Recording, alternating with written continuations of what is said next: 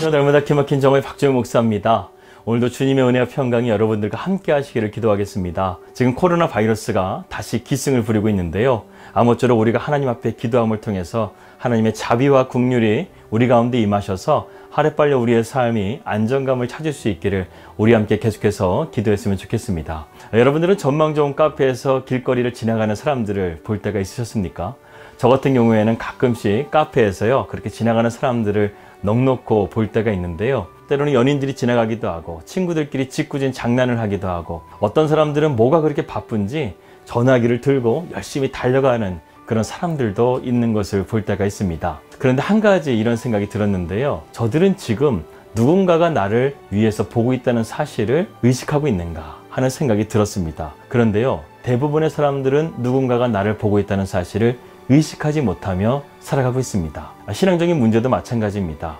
우리가 신앙생활을 하면서 하나님이 항상 우리를 지켜보고 계신다는 사실을 잘 살피지 못하고 살아갈 때가 있다는 것이죠. 여기에는 많은 세상적인 유혹들이 있습니다. 어떤 사람들은 육신적인 쾌락을 쫓아갈 때도 있고, 세상적인 철학이나 이념을 쫓아가는 사람들도 있습니다. 하지만 우리가 분명하게 의식해야 될 것은요, 하나님이 우리를 지켜보고 계신다는 사실을 우리는 절대로 잊어서는 안 되겠습니다. 미국의 대형 슈퍼마켓에는요, 사람들의 눈에 잘 보이지 않는 감시 카메라가 있는데, 이 감시 카메라를 하늘의 눈이라고 합니다. 아주 의미심장하죠. 마찬가지로 우리의 삶도 하늘의 눈이 지켜보고 있습니다. 하나님께서 우리를 지켜보고 계신다는 거예요. 그래서 오늘 본문의 말씀을 기록한 다윗은요, 시편 139편에서 다음과 같이 이렇게 고백하고 있습니다. 내가 주의 영을 떠나 어디로 갑니까? 주님 앞에서 어디로 피할 수 있습니까? 내가 하늘에 올라갈지라도 주께서 거기 계시며, 내가 수월의 깊은 곳에서 내 자리를 펼지라도 주께서는 거기에 계십니다. 다윗은 분명하게 우리에게 말씀하고 있죠. 하나님께서 우리를 지켜보고 있다는 거예요. 아까 대형 슈퍼마켓에 있는 그 감시 카메라처럼 하나님께서 하늘의 눈으로요, 우리의 삶의 일거수일투족을 다 지켜보고 있다는 사실입니다. 그런데요, 이것이 우리의 삶 가운데 불편한 것이 아니라는 거예요. 하나님께서 우리를 지켜보신다는 것은요, 우리를 죄악된 길에서, 잘못된 길에서 우리가 바른 길을 걸어갈 수 있도록, 하나님의 믿음의 선한 길을 걸어갈 수 있도록 우리의 삶을 지켜보실 뿐만 아니라 인도하신다는 사실입니다. 저는요, 우리의 삶이 이런 하나님의 살피심과 보호하심 가운데 있다는 사실을 알게 된 한 가지 사건이 있습니다. 제가 날마다 기막힌 정오를 통해서도 여러 번 말씀드렸던 작년에 저희 집에 차가 도난당한 사건이었습니다. 저희 차가 작년 7월 29일 날 도난을 당하게 되는데요, 정확하게 보름 만에 차를 찾게 되었습니다. 그런데 그 보름이라는 시간 동안에요, 이 서울 지역에 있는 CCTV에 2번이나 그 범인이 찍혀가지고 잡을 뻔했습니다. 그런데요, 잡지를 못한 거예요. 그런 가운데서 하나님께서 우리 가정에 월음이라는 기도방을 세워주시고, 또한 하나님께서 이 문제를 풀어주시기를 간절하게 기도하고 있는데요, 보름 만에 부산의 남부경찰서에서 연락이 온 것입니다. 저희 차량과 도주범을 잡았다는 거예요. 그런데 그 도주범이 차를 몰다가 음주운전으로 사고를 내가지고 저희 차는 폐차가 되어버리고, 그 범인이 지금 잡힌 가운데 있다라는 연락이었습니다. 저는 이 사건을 통해서요, 하나님께서 우리의 기도를 분명하게 들으신다는 확신을 갖게 되었습니다. 세상적인 방법으로는 그 범인을 잡을 수가 없었어요. 하지만 하나님께서는요, 그 범인을 끝까지 추적하셔서 그 범인을 잡을 수 있도록 우리에게 은혜를 베풀어 주신 사건이었습니다. 여러분, 이런 말도 있잖아요. 세상에 영원한 거짓말은 없다. 언젠가는 진실이 드러날 것이다.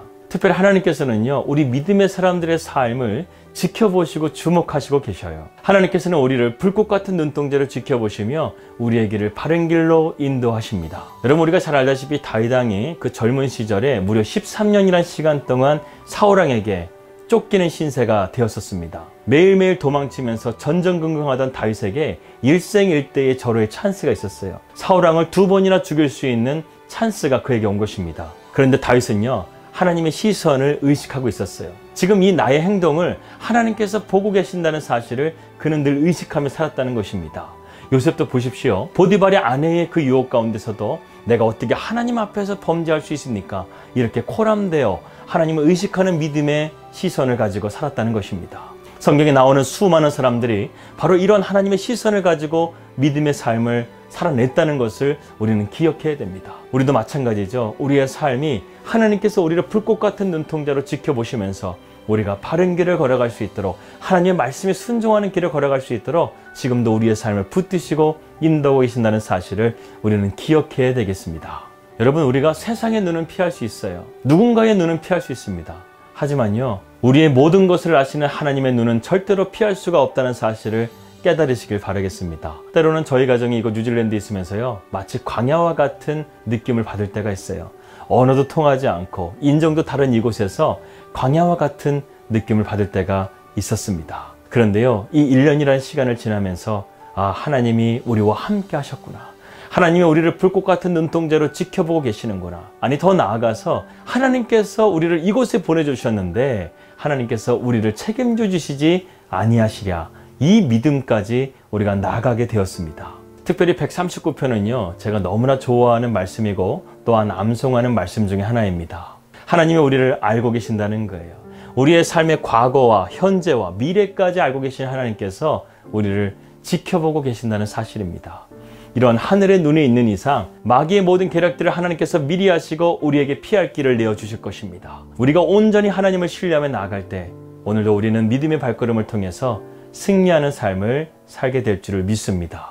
사랑하는 여러분, 주님은 항상 우리를 지켜보고 계십니다. 주님은 항상 우리를 돌보시고 계십니다. 이러한 주님의 시선을 우리가 항상 의식하며 살아갈 때 우리의 삶은 어떤 상황 가운데 있든지 두려운 삶이 아니라 주님 안에서 참된 평강을 누릴 수 있는 삶이 될 줄을 믿습니다. 우리 날마다 기막힌 정원 식구들의 삶이 이러한 삶이 될 수 있기를 주님의 이름으로 기도합니다.